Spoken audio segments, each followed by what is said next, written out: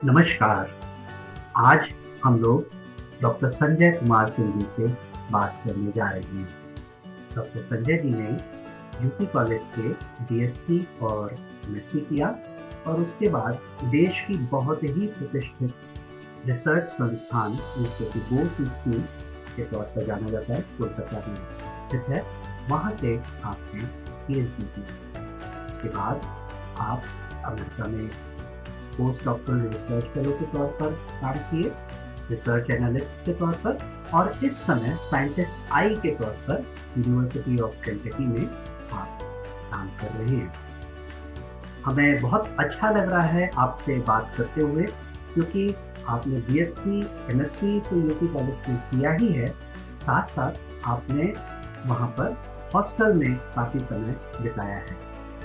और केंटकी का जब दिमाग में बात आती है तो हमारे दिमाग में आज केएफसी बहुत अच्छे से याद आ जाता है, और केएफसी जो है उसका full form Kentucky fried chicken है। तो हम लोग इस बातचीत में उसके बारे में भी कुछ संजय जी से जानना चाहेंगे। संजय जी, आपका बहुत बहुत स्वागत। धन्यवाद सर। संजय जी, आपका जन्म कहाँ हुआ? तो सर मैं दौलतपुर, ग्राम दौलतपुर, जनपद बलिया में पैदा हुआ, और जिसको बोलते हैं खाटी ग्रामीण परिवेश हमारे यहाँ था। भोजपुरी मेरी मातृभाषा है, बाकी मैंने हिंदी, बांग्ला और अंग्रेजी बाद में विभिन्न कारणों से सीखी है। और मेरे पिताजी एक सिपाही थे, सेवानिवृत्त हो चुके, लगभग 8-10 साल हो गए, और मेरी माताजी गृहिणी है। और हमारे यहाँ संयुक्त परिवार में मैं पैदा हुआ, और प्राथमिक शिक्षा मेरे गांव में ही हुई। और फिर मैं बनारस आया क्लास 11 के बाद।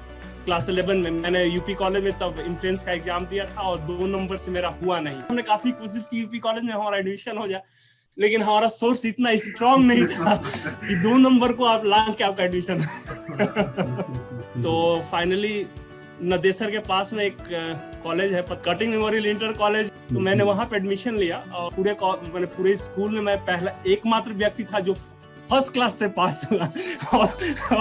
और लोग मुझे देखने आते थे कि यार ये कौन है जो फर्स्ट क्लास से पास हुआ है। 12वीं में आपकी फर्स्ट डिवीजन आई थी, तो इसका मतलब तो ये हुआ कि बलिया के परिवेश से आप आए और पढ़ाई को लेकर आपको कोई दिक्कत नजर नहीं आई, और शायद यही कारण है कि आप 12वीं में बड़े अच्छे परसेंटेज के साथ पास किए। नहीं, अच्छी परसेंट नहीं, एक होता है सर में प्रोस्पेक्टिव। मेरा 61% था, मतलब 1% कम। तो मैं ये नहीं कह सकता।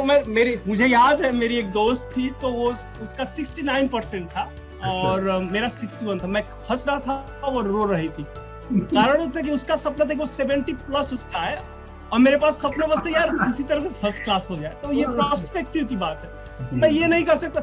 लेकिन अब एक हमारे यहाँ भोजपुरी में कहा होता है कि जहाँ पे कोई भी पौधा नहीं हो वहाँ पे एक रेड़ होता है। रेड़ मतलब रेड़ी जो होता है, रेड़ी का पौधा होता है, वो उसको लोग बहुत बड़ा वृक्ष मानते हैं, क्योंकि वहाँ पे कुछ है नहीं। तो मेरा फर्स्ट क्लास उस कॉलेज, उस मतलब कटिंग मेमोरियल में ऐसा ही था कि मतलब कोई नहीं है तो ठीक है, चलो इसको ही, मतलब इस तरह की चीजें। लेकिन मैं ये नहीं कह सकता हूँ कि मैं बहुत ही इंटेलिजेंट और बहुत ही मेहनती, ऐसी कोई बात।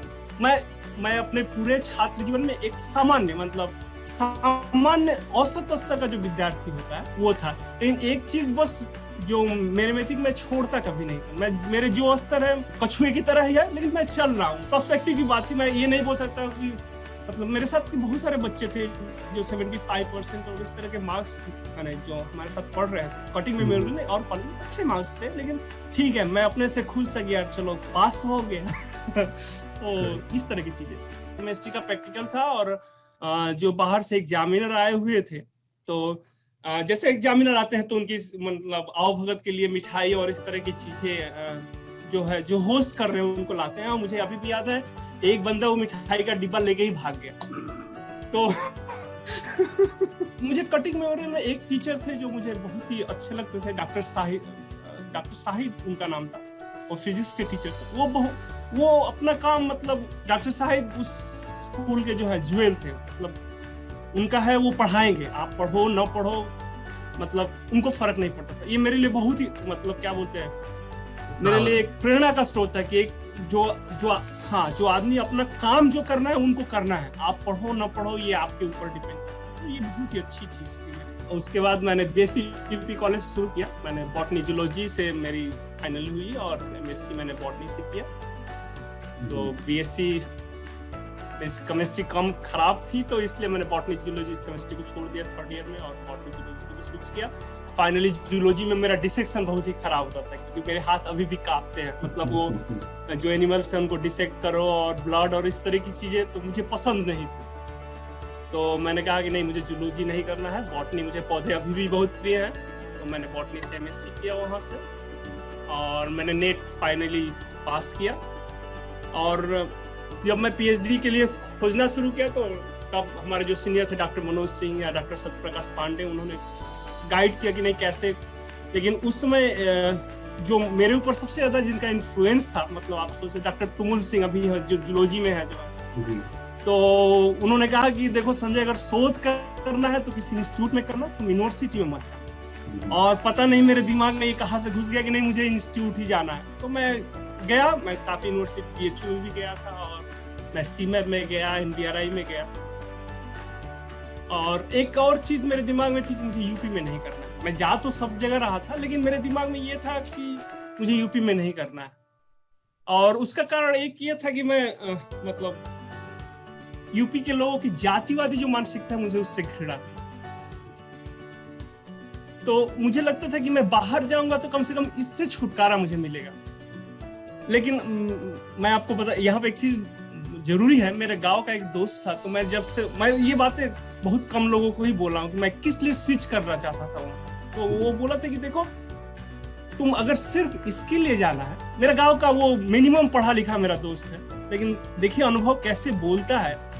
तो उसने कहा कि देखो, तुम कहीं पे भी चले जाओ, डिस्क्रिमिनेशन कॉमन है, कहीं पे भी चले जाओ, बेसिस बदलते जाएंगे। तो खैर, मैंने काफी इधर उधर हाथ पांव मारा, और सीमेब में भी मेरा हो गया था। उस समय डॉक्टर आहूजा डायरेक्टर थे, बोले थे कि नहीं, मेरी लैब ज्वाइन कर जाओ। लेकिन समहाउ मेरे कुछ और जो सीनियर्स थे, उन्होंने कहा कि नहीं, मतलब ठीक नहीं है, तुम और भी ट्राई करो। तो फाइनली मुझे गुजरात और बोस इंस्टीट्यूट से रिस्पॉन्स मिला था। तो मैं सोचा था कि मेरे पिताजी सिपाही कोलकाता पुलिस में थे उस समय, और बंगाल से मेरा लगाव है, क्योंकि बंगाल मेरा अन्नदाता रहा है। मेरे पिताजी 35 साल वहाँ पे नौकरी किए हैं। तो एक मेरे माइंड में एक इन्फ्लुएंस है।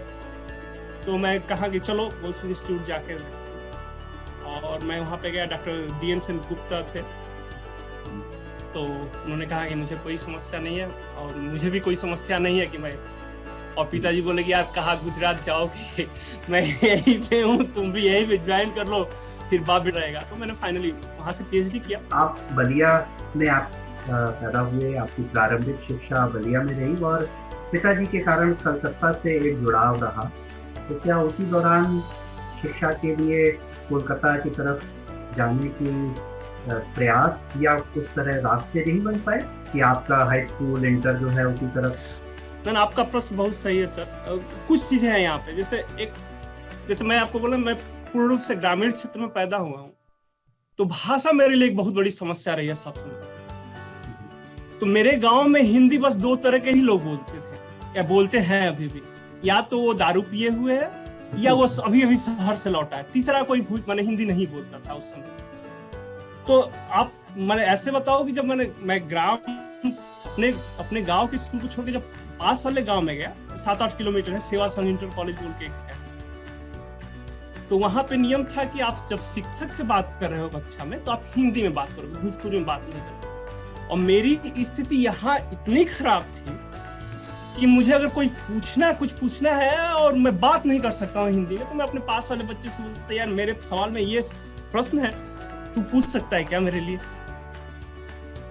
तो मैं जब हाई स्कूल पास किया, तो मेरे पिताजी मुझको लेके गए बंगाल में, और फिर वहाँ की जो भी पुस्तकें उन्होंने दिखाई और बोला कि ये चीजें हैं। तो मुझे लगा कि यार इंग्लिश मेरे लिए तो संभव ही नहीं है, मैं कैसे पढ़ पाऊंगा, मैं तो फेल हो जाऊंगा। तो अब मैं इतना साहसी नहीं कभी हो सका कि वहाँ पे जाऊं और मतलब वहाँ के अंग्रेजी माध्यम के विद्यालय में पढ़ूं, या मतलब मुझे सब समय लगता था कि यार ठीक है, मैं शॉर्टकट वाला या जो आसान रास्ते थे मैंने उसको चुनाव किया। तो उस उम्र में आप जब कोलकाता जाते रहे होंगे, तो खासकर हावड़ा ब्रिज आप ये सब देख के तो बहुत ही ज़्यादा आकर्षित होते होंगे, और लगता होगा कि इस महानगर में मौका मिले तो यहीं पर ही कुछ चीजें आगे की जाए। एक चीज मैं यहाँ पे और जो करना चाहता हूँ, मुझे शहरों से कोई विशेष लगाव कभी भी नहीं रहा। मुझे पता नहीं, मैंने एक्चुअली जैसे मैं आपको बताऊं, मेरे पास दो ऑप्शन थे कि मैं दिल्ली से पीएचडी करूंगा कि कोलकाता से पीएचडी करूंगा। और मैंने कोलकाता इसलिए, एक और कारण था कि मैंने दिल्ली की तुलना में कोलकाता इसलिए चुना, कोलकाता मेरे लिए अभी भी दिल्ली की तुलना में गाँव है। वहाँ के लोग अभी भी मतलब कैसे बोलूं, उनका आपके प्रति अप्रोच दिल्ली के लोगों से ज्यादा सॉफ्ट है। शायद ये कारण और भी मेरे मैंने क्या बोलते हैं अनकॉन्शियस माइंड में था कि नहीं, मुझे ये शहर इसलिए चुनाव करना था कि यार मुझे दिल्ली अभी भी अनकंफर्टेबल लगती है। मैं वहां पे जब भी जाता हूं तो मुझे मुझे उस तरीके की फीलिंग्स नहीं है, होमली फीलिंग्स नहीं आती है वहाँ। कोलकाता में जो खाना आप जो है 20 रुपए में खाएंगे, वही दिल्ली में आपको शायद 40 रुपए का मिलेगा और क्वालिटी भी आपको वो ना मिल पाए। तो कोलकाता की तो एक अपनी अलग ही रहन सहन एक विशेषता है। तो यूपी कॉलेज कैसे आना हुआ, क्योंकि बीएचयू में भी आपने प्रयास किया होगा और फिर आप यूपी कॉलेज में आते हैं, तो वो यात्रा कैसे शुरू हुई? यहाँ पे भी वही बात है सर, एक औसत विद्यार्थी का दुख। तो औसत विद्यार्थी का दुख, तो मैंने बीएचयू में दिया था और मैं जानता हूँ, मैं मतलब जानता हूँ मेरी प्रतिभा क्या है। मैंने यूपी कॉलेज में दिया था क्योंकि हमारे साथ के फिर गांव के लोग ही थे, डॉक्टर मतलब जो रघुवंश सिंह हमारे गांव के हैं, हमारे सीनियर रहे, तो उनके थ्रू हम वहाँ पे एडमिशन दिया और भाग्य से यहाँ 2 नंबर वाला मिस्टेक नहीं हुआ, मैं पास कर गया। तो मैं पास कर गया और फिर मैं हॉस्टल में शिफ्ट हुआ। डॉक्टर डीवी सिंह हमारे वार्डन, तो मुझे अभी भी याद है। फिर मेरी भाषा, मैं आपको यहाँ पे भाषा की समझ बार इसलिए जोर दे रहा हूँ कि एक मतलब होता है ना सर कि आप अगर रेगिस्तान में पैदा हुए हो और आप एक वन और जल से भरे हुए क्षेत्र में, आपको पता भी नहीं चलता कि एक जल भी एक समस्या हो सकती है किसी के लिए। तो भाषा मेरे लिए सब समस्या है। तो उन 2 सालों में मैंने हिंदी कंठस्थ कर ली। तो हिंदी मैंने भोजपुरी से मैं हिंदी की तरफ शिफ्ट हो गया। लेकिन जब मैं यूपी कॉलेज में आया तो पता चला नहीं, हिंदी बोलने से कुछ नहीं होगा, हिंदी में अंग्रेजी मिक्स करनी होगी। तो फिर मतलब ये मेरे लिए फिर से कठिन हो गया। तो मैं किसी तरह से जब सेकेंड हाउस ज्वाइन किया और मैं देखा कि यार सारी किताबें अंग्रेजी में हो गई, तो आप सोच नहीं सकते हो कि मेरे लिए जीवन और कठिन हो गया, एक हिंदी माध्यम का छात्र। और तो मैं एक एग्जांपल आपको देता चलूं कि फिजिकल केमिस्ट्री मैंने जनवरी 14 के बाद पढ़नी शुरू की थी, जबकि एग्जाम मार्च या अप्रैल में ऐसा कुछ होता था। क्योंकि मैं जब भी फिजिकल केमिस्ट्री पढ़ने जाऊं मुझको कुछ समझ में ही ना आए, कुछ भी। मतलब मेरे लिए अगर आप कुछ सब्जेक्ट पढ़ रहे हो और हर बार ऑक्सफोर्ड डिक्शनरी खोल के देखनी पड़े तो आपका जीवन कठिन हो। तो यूपी कॉलेज में मुझे अभी भी याद है, मेरा हॉस्टल में सबसे कम नंबर आया था, 52% आए थे। और डॉक्टर डीवी सिंह ने बहुत ही डांट दी। मतलब आपको लगेगा कि यार मैं क्यों जिंदा हूँ, इस तरह की डांट। तो मेरी, और मुझे अच्छा लगता है कि मैंने 52% से अपनी यात्रा शुरू की थी यूपी कॉलेज में। एमएससी फाइनल आते आते मैंने 75% तक वो यात्रा कंप्लीट। तो ये है। तो हॉस्टल का प्रथम वर्ष के बारे में कुछ बताइए, कैसे वहाँ पर आपको अनुभव हुए, और फिर उसके बाद जब आप सेकेंड और थर्ड ईयर में पहुंचे तब आपके क्या अनुभव, जो आपने अनुभव सीखे उसको कैसे अगले जनरेशन तक पास ऑन किया? तो मुझे अभी भी याद है, मैं जब आया था तो हॉस्टल में जब आप फर्स्ट टाइम आते हो तो एक ज्यादातर ग्रामीण परिवेश से बच्चे आते हैं, ज्यादातर मतलब 1-2 इधर उधर से छुटके छटके अगर कोई किसी शहरी परिवेश से बच्चे आ गए, ज्यादातर ग्रामीण परिवेश से। तो मुझे अभी भी याद है जिस दिन मैं फर्स्ट टाइम ज्वाइन किया था उसी रात मेरी रैगिंग हुई थी। और रैगिंग के कुछ बहुत से साधारण से नियम थे कि आप कुछ भी बोलो आप मार खाओगे। मतलब ये रैगिंग के लिए सभी जगह, मतलब सब जगह के सामान्य नियम है। आप विश्व में कहीं भी जाओ, रैगिंग का मतलब ये है कि आप मुंह खोलोगे और मार खाओगे। क्योंकि उसके सारे प्रश्न ऐसे होते हैं कि मतलब होते हैं ना, कुछ प्रश्न ऐसे होते हैं उनके उत्तर सब समय गलत ही होंगे क्योंकि उनका अदर पर्सपेक्टिव भी है। तो और मुझे लगता है दिसंबर या जनवरी तक हमारी रैगिंग चली थी। तो रैगिंग की नियम थे कि 6 बजे आप अपने डेस्क पे बैठ जाएंगे पढ़ने के लिए और 12 बजे तक रात तक पढ़ेंगे।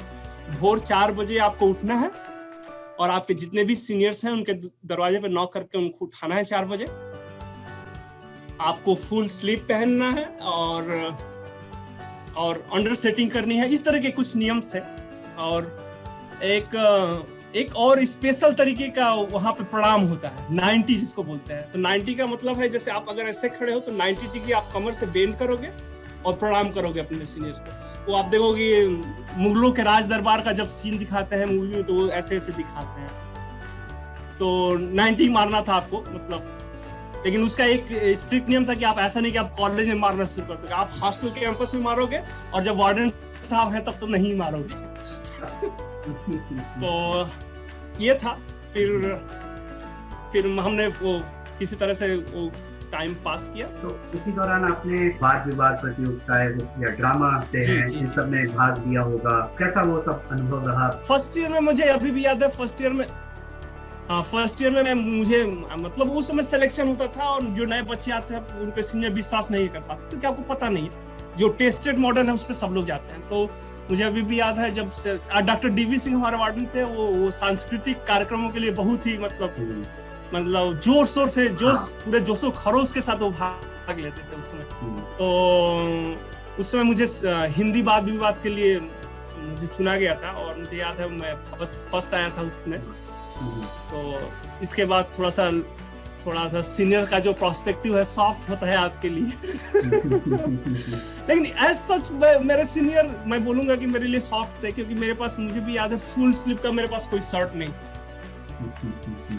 तो उन्होंने कहा कि ठीक है तेरे पास नहीं है तो भाई तू हाफ शर्ट से ही चला। मतलब कुछ कंसेशन थे मेरे लिए, मैं इसको मतलब मार्क करना चाहूंगा। ठीक है, जो भी मारपीट और जो भी चीजें थी उनके बीच में कुछ अच्छी चीजें भी थी और वही सीनियर बाद में जाके आपको बहुत अच्छे फ्रेंड्स होते हैं और आपको गाइड करते हैं और आपके हर अच्छे बुरे के साथ आपके साथ खड़े होते हैं। मतलब ऐसा नहीं कि आप सिर्फ मार खा रहे हो। मतलब एक ये अद्भुत चीज है कि 2 महीने पहले जो बंदा आपको सुबह शाम मारे जा रहा है वो 2 महीने के बाद आपका सबसे अच्छा दोस्त आपके साथ खेल रहा है और इस तरह की चीजें, तो पूरा प्रोस्पेक्टिव चेंज हो जाता है। लेकिन मैं उस टाइम में डिसाइड किया कि चाहे जो भी हो, मैं सेकेंड ईयर में जब मैं सीनियर होऊंगा तो मैं रैगिंग नहीं करूंगा किसी का। और मैं खुशी के साथ बोल सकता हूँ, मैं जिंदगी में कोई भी मेरा जूनियर नहीं बोल सकता कि मैंने उसकी रैगिंग की है या। तो हम फिर फर्स्ट ईयर के बाद वो हॉस्टल खाली करना पड़ा क्योंकि MBA के बच्चों को देना था उनको, और मैं सेकेंड मतलब न्यू हॉस्टल में चला, डी ब्लॉक में था मैं, और डॉक्टर NP सिंह हमारे वार्डन थे और हम लोगों को केमिस्ट्री भी पढ़ाया है डॉक्टर साहब। तो डॉक्टर साहब मतलब वो कल्चरल वो जो थे लिनियज थे वो उनको भी फॉलो करते थे। और हम लोगों ने, मुझे याद है हम लोग सेकेंड ईयर में भी सील जीती थी उनके लिए और सर काफी प्रसन्न थे और भाग लेते थे। एक होता है ना कि आपका जो वार्डन है अगर वो पार्टिसिपेट न करे या मतलब वो एक हमारे लिए वो प्रेस्टीज की बात थी कि आप माने स्पोर्ट्स सील और कल्चरल सील जिस ब्लॉक में जिस हॉस्टल में जाए वो मतलब उनकी कॉलर ऊंची होती थी, ऐसे बोलते। तो हम लोगों ने काफी मेहनत था। मनोज भैया, डॉक्टर मनोज राय हमारे सीनियर थे उस समय, डॉक्टर राघवेंद्र सिंह जो है अभी आपके विभाग में हैं वो हमारे सीनियर रहे हैं। तो ये लोग हमने एक साथ पार्टिसिपेट किया। हमें खुशी के साथ मैं बोल रहा हूँ कि हम लोगों ने एक साथ ऐसे प्रोग्राम्स में पार्टिसिपेट किया एक्चुअली। हाँ, थर्ड ईयर के बाद मुझे डी ब्लॉक नहीं मिला, मैंने कुछ कारणों से नहीं मिला। और मैं आपको यहाँ पे एक और चीज, वो फर्स्ट टाइम था पूरे 5 साल के यूपी कॉलेज में जहाँ पे मैंने सोर्स लगाया था कि मुझे मैंने डी ब्लॉक दिया जाए। और डॉक्टर NP सिंह और उस समय और एक एग्रीकल्चर के हमारे जो चीफ वार्डन हुआ था डॉक्टर राम विनय सिंह, मैंने दोनों के थ्रू मैंने सोर्स लगाया था, लेकिन मेरा सोर्स दुर्भाग्य से काम नहीं किया और मैं फाइनली PG में चला गया। और डॉक्टर मनोज सिंह हमारे वार्डन थे वहाँ गया। अभी BHU में है, हिंदी विभाग में। हाँ जी। तो डॉक्टर मनोज सिंह के साथ ये था कि वो वार्डन कम और दोस्त ज्यादा थे।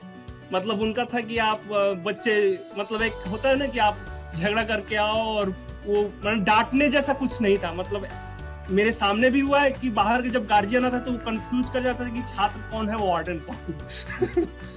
तो और डॉक्टर साहब भी मैंने सांस्कृतिक कार्यक्रम में काफी रुचि लेते थे। तो मेरा व्यक्तिगत अनुभव है कि मेरे तीनों वार्डन मेरे साथ संपर्क बहुत ही अच्छे थे और मैं अभी भी जब भी जाता हूँ तो पूरे मतलब अच्छा लगता है उन लोगों के साथ मिलके, उनके साथ ऐसा करके। तो हॉस्टल और डेलीगेसी वाला मामला क्या? हॉस्टल डेलीगेसी कुछ नहीं। एक्चुअली होता क्या है, हॉस्टल में जब बच्चे आते हैं ना तो वो बहुत ही मतलब एक पहली बार जब आता है जब आप फ्रीडम टेस्ट कर रहे होते हैं, आपको लगता है कि माने होता है ना कि अचानक आप बंधे हुए हैं और आपको कोई छोड़ दे कि जाओ उड़ जाओ, और आपके आगे पीछे कोई नहीं है। स्पेशली आप देखो फर्स्ट ईयर के बच्चों में उतना नहीं होता, लेकिन सेकेंड ईयर में आपको लगता है कि आप मतलब, और एक ग्रुप में जब होता है ना, तो ग्रुप के साथ एक समस्या है कि आप अपनी जो कैपेबिलिटी है वो एक तरीके से भूल जाते हैं।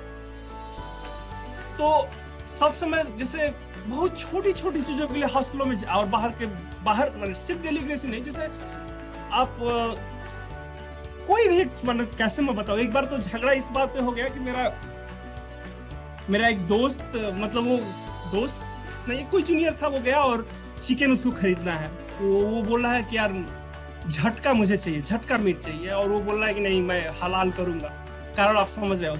जबकि बगल में एक झटका मीट शॉप है, वहां पे भोजपुर में अभी है कि नहीं, उस समय रहा करती थी, लेकिन वहां पे न जाके वहां पे गया है। और फिर आप हॉस्टल में आओ यार, उस मेरे साथ फिर हॉस्टल में 15-20 लोग गए और मारपीट करो, इस तरह की चीजें होती। तो मैं एग्जैक्टली कारण ये होता था कि आप एक हमारे यहाँ मैंने हॉस्टल में मजाक होता था कि छोटी रोटी आपका दिमाग खराब कर देती। तो मैंने ऐसे भी लोगों को देखा है कि जैसे वो डेलीग्रेसी में थे, तो आप देखोगे उनके साथ उनके जैसा सॉफ्ट और अच्छा बंदा नहीं मिलेगा, लेकिन जो ही वो हॉस्टल में घुसे आप देखोगे कि फिर वो मतलब जो कल तक जो कोसते थे कि यार हॉस्टल वालों को बिहेव करने नहीं आता, तो वो अभी तरह के वैसे ही बिहेव करना शुरू कर। तो जब आप क्लास 12 पास करके जब हॉस्टल में आते हो और फर्स्ट टाइम आप मतलब आप फिजिकली इंडिपेंडेंट होते हो और फाइनेंशियली इंडिपेंडेंट होते हो, जो कि एक इम्पोर्टेंट है। उस समय हमको घर से 1100 रुपये मिलते थे और 700-800 के आसपास आपका मेस बिल चला जाता था महीने में। 300-400-500 रुपये में मैं अपनी बात कर रहा हूँ, मुझे लगता है मैक्सिमम बच्चों के साथ यही होता था। लेकिन आप उनका हाव भाव आप देखोगे तो लगेगा कि मतलब वो मिलेनियर से तो कुछ कम है नहीं। तो इसका एक प्रभाव पड़ता है कि आप, तो उसमें भी कुछ लोग होते हैं जो बहुत धीरे धीरे जितना समय आता है उनमें बोध बढ़ता जाता है और उनको लगता है कि नहीं मतलब ये ठीक नहीं है, या रियलाइजेशन होता है कि।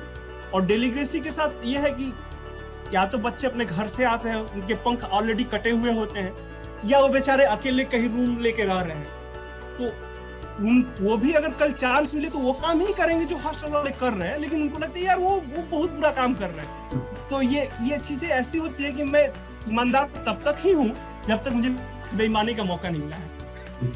तो और कुछ कॉन्सेप्ट थे, जैसे मेरा एक जूनियर था, मतलब वो डेलीग्रेसी में था, बाद में मैं उससे बात हुआ तो वो बोलते यार तुम लोग तो नंबर पाओगे, आप लोग तो नंबर पाओगे भैया, क्योंकि आपके सारे पेपर्स लीक हो जाते हैं। मतलब आप कंसेप्ट सोचो, मतलब पता नहीं किस पे संदेह जा रहा है, मतलब टीचर्स पे संदेह जा रहा है कि वो पेपर लीक करवा रहा है, या बच्चों में इतनी कैपेबिलिटी है कि जाके, लेकिन ऐसा कुछ होता नहीं था। हॉस्टल में भी ऐसे भी बच्चे थे, मुझे याद है मेरा first room partner Dinesh Pandey था।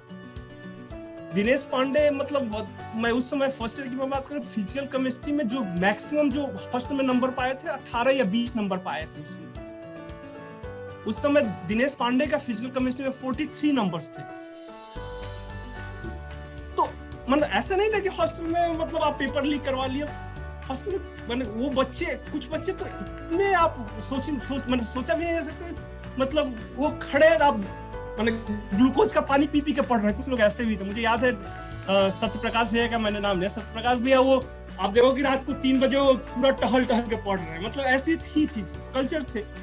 इन डेलीग्रेसी में एक स्टीरियोटाइपिंग और टीचर्स के मन में भी ऐसा था, तो जो हॉस्टल के वार्डन नहीं रहे हैं उनको छोड़ के सभी टीचर्स के मन में था कि नहीं यार ये बंदे ठीक नहीं, लेकिन ऐसा नहीं था।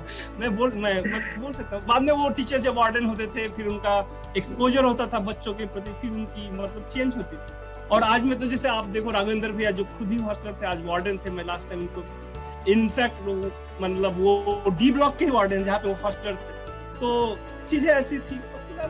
वो क्लास जो था वो सिविलाइजेशन क्लास जैसा नहीं था, वो चांसेस की क्लास थे। मुझको चांस नहीं मिला इसलिए मैं, और जिसको चांस मिला है ऑब्वियसली उसको मिसयूज कर रहा है। हाँ, जैसे बीएससी फर्स्ट ईयर में स्पेशली मुझे भाषा को लेके फिर एक बहुत बड़ी समस्या हो गई थी कि अंग्रेजी थी और मैं हिंदी तक समझ गया था। भोजपुरी से मेरी यात्रा शुरू हुई थी, हिंदी मैं समझ सकता था, लेकिन अंग्रेजी फिर एक नई भाषा मेरे लिए समस्या हो गई थी। तो मतलब काफी कठिन था, क्योंकि हर बात में आप एक्सपोर्ट खोल रहे हो। लेकिन हमारे जो टीचर्स थे यूपी कॉलेज के, मैं सबकी बात नहीं कर रहा, लेकिन कुछ एक्सेप्शनली, मतलब मैं अभी भी अपने मेरी पत्नी है या जिससे भी बात करता हूँ तो मैं उनसे बताता हूँ कि मतलब वो जो टीचर्स थे, मतलब वो क्या बताएं। जैसे मैं एक नाम लेना, जैसे डॉक्टर राणा प्रताप सिंह, हम लोग फंजाई पढ़ाते थे। डॉक्टर राणा, उनकी बहुत सारी बुक्स भी हैं। तो डॉक्टर साहब जब वो जैसे लाइफ साइकिल एक होती है फंजाई की, और फंजाई की लाइफ साइकिल जब ब्लैक बोर्ड पे बना के और आपको पढ़ा दे एक बार, फिर आपको कोई किताब और कोई मतलब किसी की जरूरत ही नहीं है। मतलब डॉक्टर साहब एक बार जो पढ़ा दिए बस वो फाइनल है और कुछ नहीं। मतलब इतना प्रिसाइज। एक और हमारे टीचर थे, मैं उनको याद, डॉक्टर राम नवल सिंह, हम लोग सेल बायोलॉजी पढ़ाते थे। तो वो उनकी स्टाइल थी कि वो ब्लैक बोर्ड पे जब लिखते थे, और ब्लैक बोर्ड पे लिख के और आप नोट डाउन कर लो, और ब्लैक बोर्ड पे जब मिटाए तो आपके दिल में दर्द है, क्योंकि वो हैंड राइटिंग और वो कॉन्सेप्ट इतना प्रिसाइज होता था कि आप यार बंदा लिख के मिटा क्यों रहे हो, मतलब ऐसी चीजें होती थी। तो फर्स्ट ईयर संघर्ष में था मेरे लिए काफी, क्योंकि भाषा की समस्या, इसलिए मेरे नंबर भी मैं जैसे बोला मैं 52% मेरा आया था, क्योंकि मैं अंत तक समझ नहीं पाया कि हो क्या रहा है। तो वो सारी चीजें बस इतनी ही थी कि आप कुछ मेमोराइज किए हो और जस्ट लिख के चले आया। मेरे जैसे बंदे पास हो जाते हैं, यही बहुत बड़ी बात है। और आप संदेह नहीं कर सकते क्योंकि हमारे यहाँ नकल तो होती नहीं है। तो हमने किसी तरह से पास किया। और एक घटना मुझे अभी भी याद है, जैसे भाषा के नाम पे सब लोग कैसे मजाक उड़ाते हैं आपको। डॉक्टर सुनंदा देवी हम लोगों को पढ़ाती थी फर्स्ट ईयर में, और मैं किसी कारण से लेट हो गया था, और जब मैं क्लास में एंट्री किया तो उन्होंने पूछा क्या रोल नंबर है तुम्हारा। तो मैंने कहा अनुक्रमांक 5 या 6 मेरा था, ऐसा मुझे याद नहीं है। और मैंने जैसे ही अनुक्रमांक कहा पूरा क्लास हंस पड़ा। और डॉक्टर दुबे आप जानते हो वो कभी गुस्सा नहीं करते, कभी। मैं जितने भी जानता हूँ वो एक मेरे जीवन की एकमात्र टीचर है जिनको मैंने कभी गुस्सा करते देखा ही नहीं। और वो फर्स्ट टाइम था कि मैं उनको देखा कि पूरे क्लास पे वो बरस पड़ी कि इसमें हंसने वाली क्या बात है। मतलब एक बंदा रोल नंबर ना बोल के अनुक्रमांक अगर बोल दे तो इसमें हंसने की क्या बात हो सकती है। तो आप देखोगे हर स्टेप पे आपके जीवन में कुछ लोग ऐसे मिल जाते हैं जो आपका मजाक उड़ाते हैं भाषा को लेके और इस तरह की चीजें।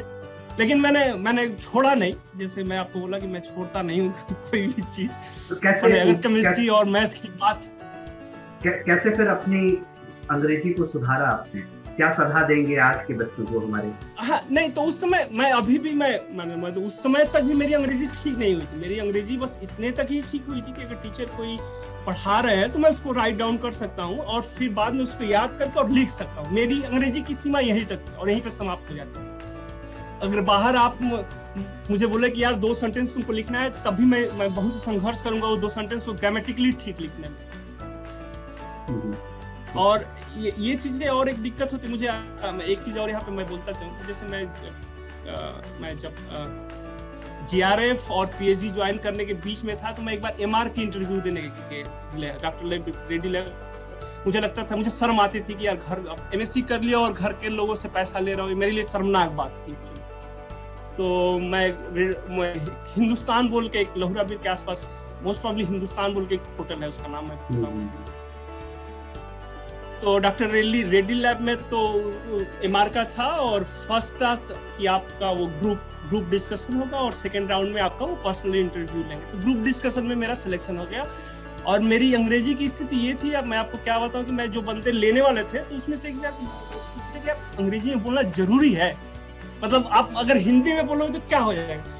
वो मुस्कुरा के चला गया और फिर जब मैं भीतर गया तो मुझे काफी जलालत झेलनी पड़ी। वो जैसे होता है ना कि आप मतलब आपको कोई गाली नहीं दे रहा है लेकिन आप एक भाषा नहीं जानते हो, उसके लिए आपको मतलब ऐसे टोन और इस तरह से बोला जाता है कि आपको लगता है यार कहाँ पे हो तुम, मैंने कहाँ पे मैं आ गया हूँ, ये क्या मैंने किस देश समाज में हूँ। आपको एक दवा बेचनी है और बनारस में ही बेचनी है तो मैंने दवा बेचना इंपॉर्टेंट है, आपकी वो कला मैंने आपकी उस मैंने सेलिंग की जो कला है उसमें आप निपुण होना चाहिए। भाषा आती जाती रहेगी लेकिन हमारे यहाँ किसी तरीके से ये मतलब दिमाग में डाल जाएगा कि यार अगर भाषा नहीं जानोगे तो तुम्हारा कुछ होने वाला नहीं।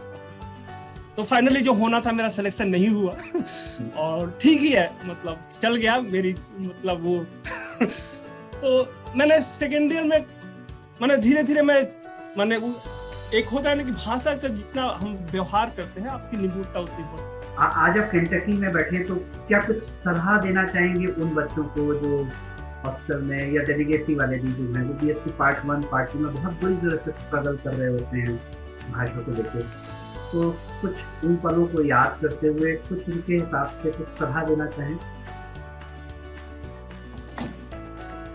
हाँ, मतलब सलाह की एक बात है कि आप मतलब भाषा आपकी लिमिटेशन हो सकती है, लेकिन वो मतलब भाषा आपको कठिनाई बना सकती है, लेकिन वो आपको अंत नहीं कर सकती। आप अगर कंटिन्यूअस उसके लिए मतलब सतत प्रयास कर रहे हो तो मतलब आज देखिए, कोई भी, जैसे मैं बोला कि मैं भोजपुरी से मेरी यात्रा शुरू हुई थी, और जितनी भी भाषाएं मैंने सीखी हैं वो सतत प्रयास से। और एक और चीज है कि भाषा के साथ सबसे अच्छी चीज है कि आप जितना व्यवहार करोगे आप मतलब उतना उसमें प्रखर होते जाओगे। हमारे समाज में बस एक दिक्कत है कि हम ग्रामर बहुत पकड़ते हैं। जैसे मैं एक भी अमेरिकन किसी को नहीं जानता हूं जो आपको बोलेगा यार तुम ये ग्रामेटिकली तुम्हारा इंडेफिनिट टेंस था और तुम मतलब एस लगाना भूल गए, या कंटिन्यूअस था, मतलब ऐसा, ठीक है ना। तो हमारे यहाँ जो एक किसी तरह से आत्महीनता एक भाषा को लेके है, आपके भीतर घुसा दी गई है, या और एक है कोई इसके बाहर सोचना भी नहीं चाहता है कि यार, जैसे यहाँ पे कोई आपको ये नहीं बोलता कि आप ग्रामेटिकली भूल हो या ये हो, आप मतलब कंटिन्यूअस ट्राई करते रहिए। और ऐसा नहीं है, आप कोई भी भाषा, दुनिया की कोई भी भाषा, कोई भी चीज आप अगर सतत प्रयास करोगे, मुझे अभी भी याद है हम बीच बीच में शौक से टाइम्स ऑफ इंडिया लाते थे और इस तरह की चीजें। तो मेरा एक दोस्त था, वो चंपक लाता था, चंपक का वो इंग्लिश एडिशन लाता था कि मतलब छोटी स्टोरीज हैं और आप उस शब्द को अगर पकड़ सको तो आपको समझने में सुविधा होती है। तो इस तरह की चीजें उस समय लोग व्यवहार करते थे, मुझे लगता है अभी भी लोग व्यवहार करते होंगे, लेकिन आप ट्राई अगर करते रहोगे तो ऐसे नहीं है मतलब। और हमारे जो टीचर्स थे, मैं उनको भी धन्यवाद करना चाहता हूँ कि वो कम से कम वो इन चीजों को पकड़ते थे कि नहीं, बच्चे जो ग्रामीण परिवेश से आ रहे हैं तो हम कहाँ से शुरू करेंगे तो उनको समझने में सुविधा है। उन्होंने बहुत बीएससी थर्ड ईयर में मैंने छात्र संघ का चुनाव लड़ा था अध्यक्ष पद के लिए। और जहां तक बात अध्यक्ष की बात है, मैंने जैसे पब्लिक फिगर के तौर पे मैं बहुत ही कंफर्टेबल फील नहीं करता क्योंकि मैं सोशल हूं नहीं उतना। तो एक दिन मैं कॉलेज से जब क्लास के बाद आ रहा था और मेरे गांव के रघुवंश सिंह है, तो वो हमारे पास में ही है हम दोनों का घर, तो वो बोले कि तुमको अध्यक्ष पद का चुनाव लड़ना है। तो मुझे लगा कि मजाक कर रहे हैं, तो लेकिन पता चला कि नहीं, एक हमारे जो उनके जो दोस्त हैं वो लड़ने वाले थे और उनकी तबीयत खराब हो गई। और उस समय अध्यक्ष पद अवनीश बोल के एक थे, वो एकमात्र थे और कोई कैंडिडेट था नहीं एक्चुअली। तो बोले कि देखो ऐसे भी कोई खड़ा नहीं होने वाला है, तुम खड़े हो जाओ, चलो चल जाएगा। हम बोले कि मैं योग्य नहीं हूँ, लेकिन आप लोग बोल रहे हो तो क्या है, मेरे लिए ये कैसे बोल फन एक्टिविटी टाइप का था कि ठीक है चल यार, मैं देख करके देखते हैं। तो मैंने नामांकन किया और मैं अपने क्लास में पहले शुरू किया कि मैंने, और सारे जितने भी बच्चे थी वो उनको लगा यार मैं मजाक कर रहा हूँ, क्या कर रहे हो तुम, फालतू की बातें, चलो क्लास, मैंने इस तरह की चीजें। और फिर मैं हॉस्टल में दो चार दिन के बाद मतलब एक मीटिंग हुई। हॉस्टल में जनरली एक मीटिंग होती है, जैसे कोई एक बड़ा इश्यू आ जाए तो सारे ब्लॉक और इस तरह की चीजें लोग, तो एक मीटिंग हुई। तो एक और भैया थे, तो उनके पास काफी धन बल बाहुबल था। कुछ लोग बोले कि नहीं तुम बैठ जाओ, तो नामांकन रद्द कर दो और इनके पास सब कुछ है, ये चुनाव लड़ेंगे।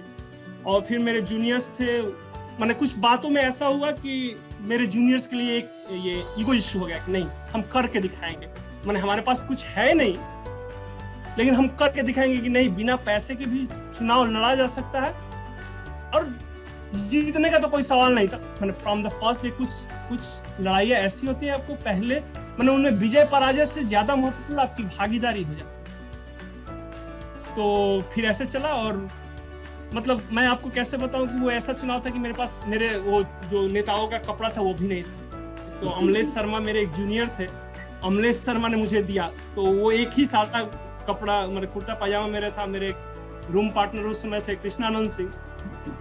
कृष्णानंद सिंह को केसरिया साफा दिए और मतलब इस तरह की चीजें थी। मेरा रूम पार्टनर था उस समय अखिलेश। तो मैं जब शाम को लौटूं तो वो, आप सोचिए, मतलब मेरे लिए मैं अभी भी मैं इमोशनल हो जाता हूँ उन चीजों को सोच के कि मतलब कैसे रहे होंगे वो बंदे। मैं जब रात को लौटूं 8-9 बजे जब भी, तो अखिलेश उन कपड़ों को धोता था, सुखाता था, नीचे जो धोबी था उससे आयरन करवाता था, सुबह मैं जब रेडी हो तो कपड़े रेडी होते थे।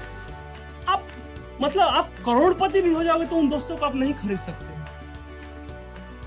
तो आप मतलब मेरे लिए आप सोचो, पूरे चुनाव में मेरे पॉकेट से 7 या 7.5 रुपए का खर्चा हुआ था, मुझे अभी भी याद है। और मेरे सीनियर जो मजाक में करते थे कि अगर तुम अगली बार चुनाव लड़ोगे तो 7.5 रुपए भी तुमको खर्च नहीं करने पड़ेंगे।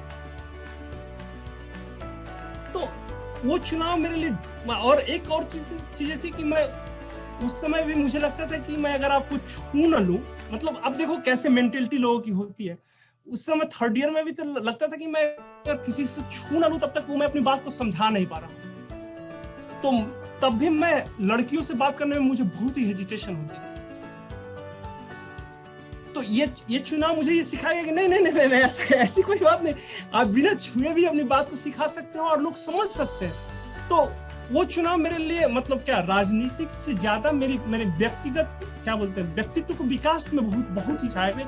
और मैं आज भी मैं उस मतलब वो चीजें, अब वैसे दोस्त, मतलब मैं आज दुनिया का सबसे अगर धनी आदमी भी हो जाऊं तो शायद मेरे लिए नहीं है। मुझे अभी भी याद है एक आशुतोष पांडे हमारे सीनियर हुआ करते थे। तो जैसे मैंने बताया हमारे महीने के पैसे 1100 मिलते थे, उसमें से उन्होंने 500 रुपये ला के मुझको दिया। मैंने मांगा भी नहीं था कि नहीं भैया मुझको, मैंने किसी से कभी डोनेशन या ऐसी चीजें कभी नहीं मांगा। वो सिर्फ मैंने ऐसे आंखें नीचे करके आशुतोष भैया बोले कि संजय 500 रुपया मेरी तरफ से। आप आज के डेट में किसको लग सकती है यार 500 रुपया क्या बड़ी बात है, लेकिन जो बंदे 1100-1200 रुपये अगर महीने के मिल रहे हैं उसमें से 500 रुपये आपको निकाल के दे रहा है, आप सोच नहीं सकते हो कितना बड़ा कंट्रीब्यूशन कर रहा है। तो मुझे अभी भी लगता है कि अगर मैंने जिंदगी में कुछ भी कमाया तो वो मेरी असली पूंजी वही थी। इसके बाद जो भी मिल रहा है वो बस एसेसरी है। मैंने तो मतलब एक होता है ना कि जैसे जो आप कहानियों में पढ़ रहे हो, आप जो फिल्मों में देख रहे हो, जो किताबों में पढ़ रहे हो, वो आपके जीवन में आ जाए, ये मतलब एक बहुत बड़े सौभाग्य की बात है। मैं अभी भी मैंने वो क्षण और वो चीजें याद करता हूँ तो मुझे लगता है यार वो कैसे बंदे रहे होंगे। मैंने आप हॉस्टल का कल्चर ये भी था कि आप 2 रुपए की चाय पिलाने के लिए लोग मारामारी करते हैं, नहीं मुझे नहीं पिलाना। उसमें से कोई 500 रुपया आप निकाल के दे रहा है, ये बहुत बड़ी बात है।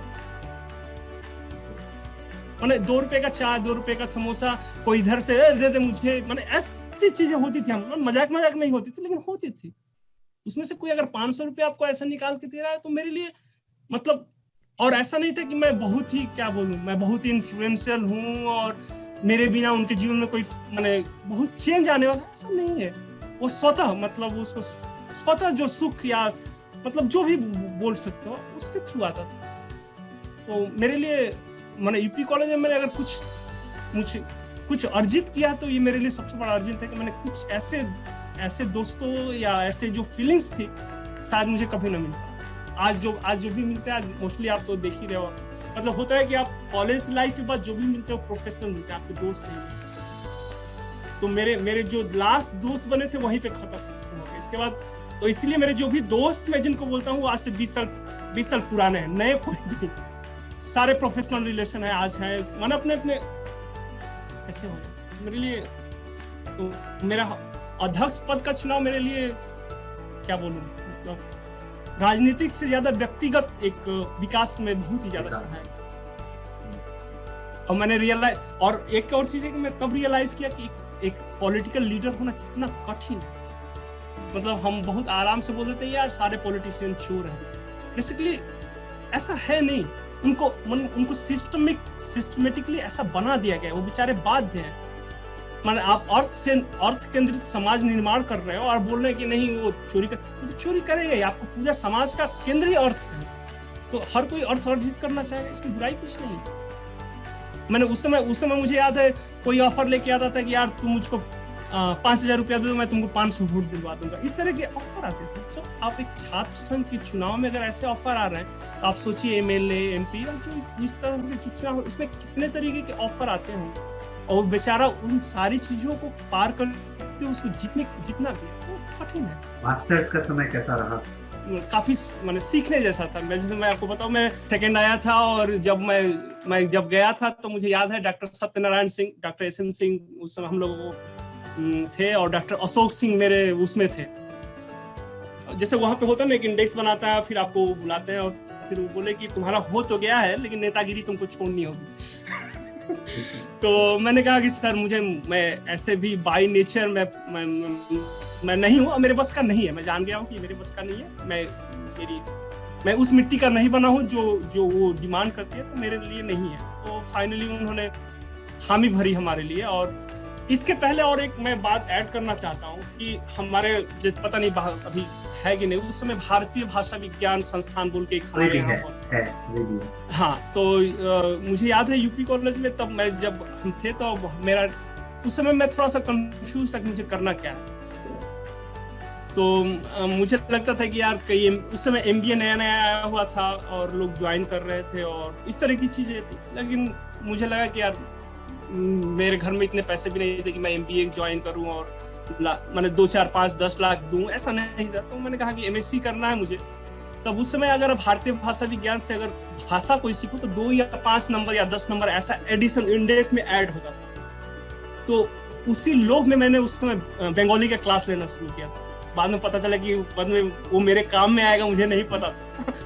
तो अगर कोई अभी भी वर्तमान में कोई यहाँ पे छात्र हो और वो सुविधा फ्री में है, निःशुल्क है, वो आप अगर आपके भाषा के प्रति कोई मोह है या आप सीखना चाहते हो तो वहाँ पे अच्छे लोग हैं जो आपको, जैसे उस समय मुझे लगता था बहुत सारे मेरे दोस्त पंजाबी सीखे, कुछ लोग गुजराती, पंजाबी का ज्यादा क्रेज था क्योंकि उस समय कुछ गाने आए थे। और एक होता है ना बॉलीवुड का एक इफेक्ट होता है माइंड में, आप जब नए होते हो।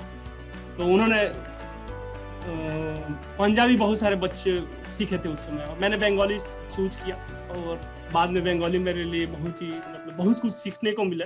एक नई भाषा आप जब सीखते हो तो आपने एक नए कल्चर और नई आपका विंडो बड़ा होता जाता है और कुछ नहीं। तो मैंने एमएससी फाइनली डॉक्टर साहब ने मुझे सेलेक्ट किया, मैं और ठीक था मेरे लिए। फर्स्ट ईयर में लोअर बॉटनी थी। लोअर बॉटनी मतलब छोटे छोटे जो पौधे हैं, जो प्रिमिटिव प्लांट्स हैं, उनके बारे में था। और मुझे कभी बहुत ज्यादा पसंद नहीं था, लेकिन मैंने किया और पास किया उसने। और सेकेंड ईयर मेरे लिए स्पेशल ये था कि मुझे नेट देना था। और यहाँ पे एक चीज और ऐड करना चाहता हूँ कि सेकेंड ईयर ऐसा एक 5 सालों में अनुभव था कि मैंने परीक्षा के दौरान कम पढ़ाई की थी, क्योंकि बाकी के समय में हमने इतनी पढ़ाई कर ली थी कि होता क्या है, हॉस्टल के जो बच्चे हैं ना, वो जनवरी तक उनके थोड़े से पर ऐसे हो रहे हो। वो जनवरी जब छुट्टी, जब जनवरी 1 के बाद वो रियलाइज करते हैं यार कि हम यहाँ पढ़ने के लिए आए हैं और पढ़ाई ही मुख्य है हमारे लिए। तो जनवरी के बाद फिर उनका दिमाग खुलता है। तो मेरी भी स्थिति उनसे भिन्न नहीं थी। मेरी भी अब ठीक है, क्लास जा रहे हो, आ रहे हो, प्रैक्टिकल हो रहा है और लिख रहे हो और इस तरह की चीजें चल रही है, लेकिन आप गंभीरता आपको जनवरी में ही आती है। तो लेकिन फाइनल ईयर सिंस मुझे आगे था और इस तरह की चीज। इसमें एक और चीज ऐड करना चाहता हूँ। उस समय हमारी लाइब्रेरी बहुत अच्छी थी, बॉटनी की लाइब्रेरी। डॉक्टर अशोक सिंह उस समय हेड हुआ करते, तो वो लोग इस चीज को लेके बहुत ही सीरियस थे। पता नहीं अन्य विभागों का मैं नहीं ले सकता, लेकिन हमारा विभाग इस समय भी सबसे थोड़ा सा आगे था।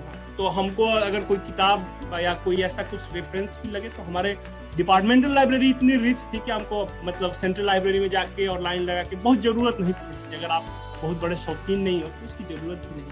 और मैंने एमएससी ठीक वही बोला, मैं अभी भी मैं बोलता हूँ कि मैं 53 से 75 मेरी यात्रा रही है।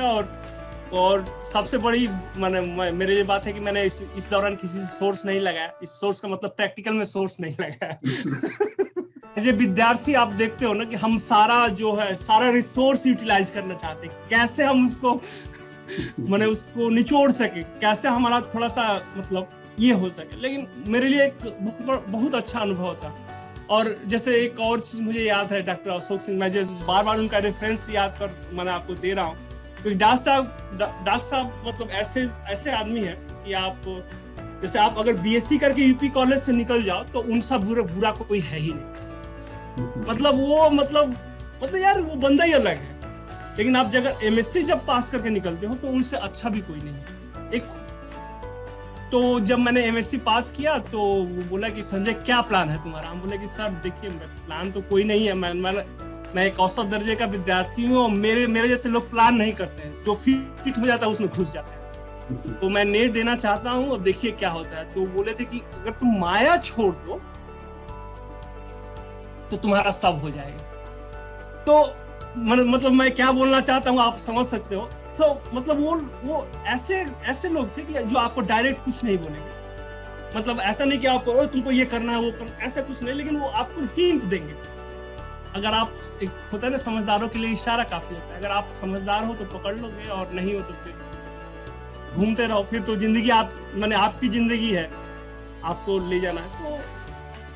तो मुझको लगता है कि यूपी कॉलेज के शिक्षक जो थे, शिक्षक के अलावा गार्जियन की तरह भी बहुत काम करते थे। जिससे पता नहीं और यूनिवर्सिटी और कॉलेज में ऐसा होता है कि नहीं, लेकिन हमारे यहाँ जो शिक्षक थे वो आपके गार्जियन भी थे। तो आपको डायरेक्टली इनडायरेक्टली मतलब जिसकी जो कैपेबिलिटी हो, मुझे नहीं लगता वो सबको बोलते होंगे, लेकिन उनको लगता था कि नहीं इस बंदे को बोलने से अगर कुछ हो जाए तो वो लोग बोलते थे डायरेक्टली इनडायरेक्टली जो भी हो। तो काफी इन्फ्लुएंस रहा है, जो मैंने काफी कुछ सीखने के लिए मिला है उन शिक्षकों से। और मैं अभी भी कोशिश करता हूँ कि मतलब कुछ अगर वैसा उनके जैसा 1% भी अपने व्यवसायिक जीवन में मैं हो सकूं तो मेरे लिए काफी है। जेआरएफ की तैयारी कैसे किया?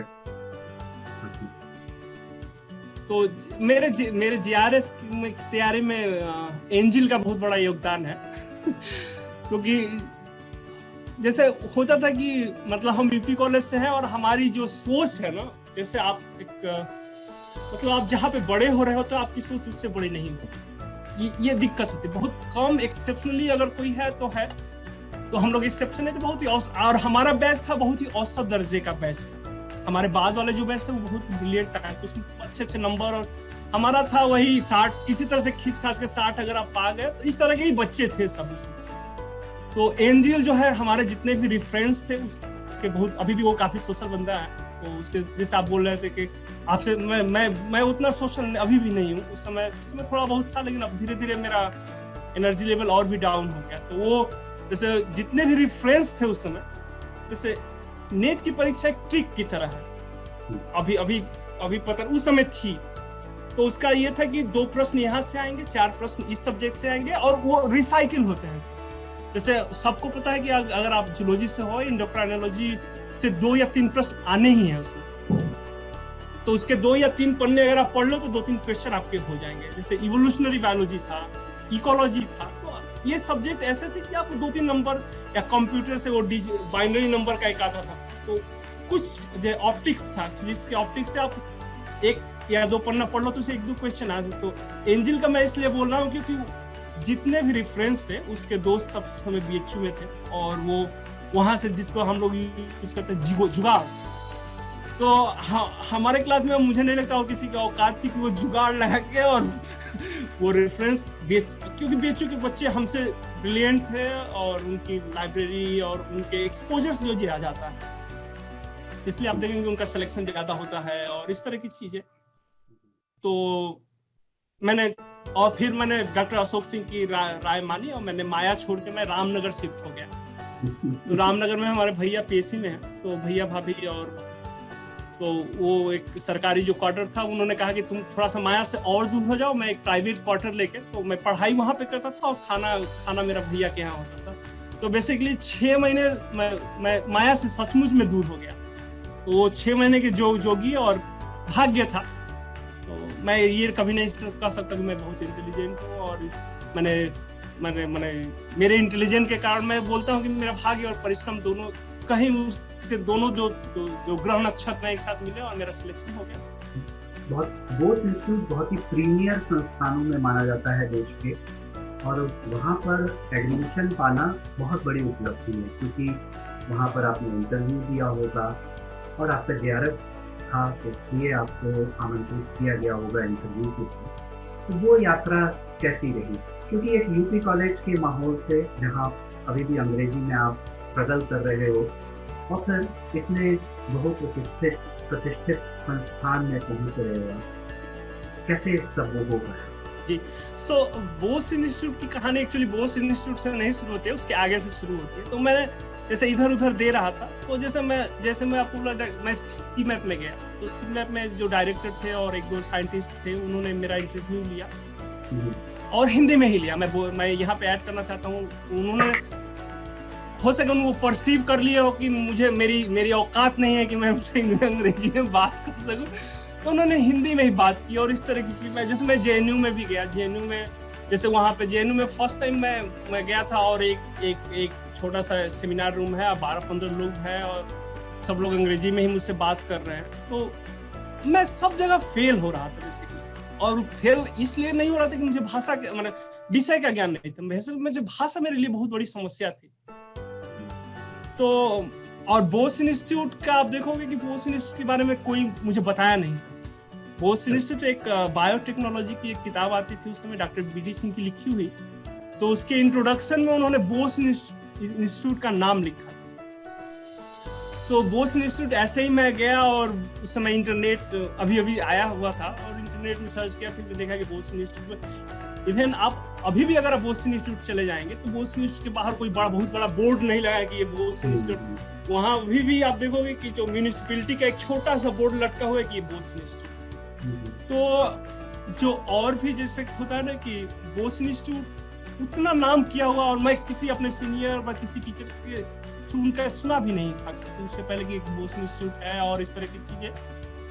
तो डॉक्टर बीडी सिंह की किताब के थ्रू मुझे पता चला कि नहीं यार कैसा इंस्टीट्यूट है, और फिर मैं वेबसाइट से जाकर पता चला कि नहीं ऐसा इसमें बॉटनी में भी काम हुआ है।